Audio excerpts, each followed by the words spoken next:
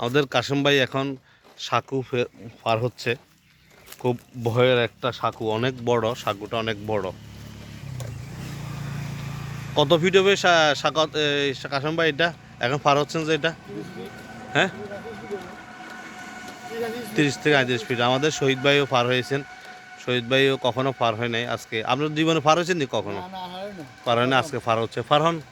তো আমরা আজকে এদিকে আসছি, ওনাদের খুব চ্যালেঞ্জিং একটা সময় যাচ্ছে। সাঁকু পার হচ্ছে একটা বাসের উপর দিয়ে। এটা স্মৃতিফটে রাখার জন্য আমরা এই ভিডিও করে রাখতেছি, পাশাপাশি আপনাদেরকেও এটা শেয়ার করতেছি। ধন্যবাদ ফারুক, আমাদের ভিডিওটা করার জন্য। কাশিম ভাই কি বলছিল আপনাদের, মহিলাগুলো কি বললো? মহিলা বলছে যে তাদের যাতায়াতে অনেক কষ্ট হয়, বর্ষাকাল আসলে পানি কানায় থাকে।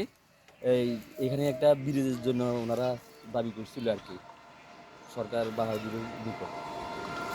আচ্ছা, যার সংশ্লিষ্ট কর্তৃপক্ষের আমরা দৃষ্টি আকর্ষণ করতেছি, যারা ওপাশে বসবাস করতেছে তাদের সুবিধার জন্য যাতে একটা ব্রিজ করে দেওয়া হয়।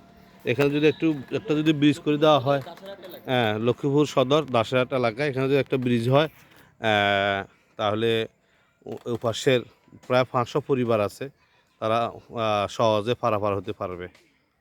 আর এখানে বিএনপি মনোনীত প্রার্থী এনি ভাই আছে।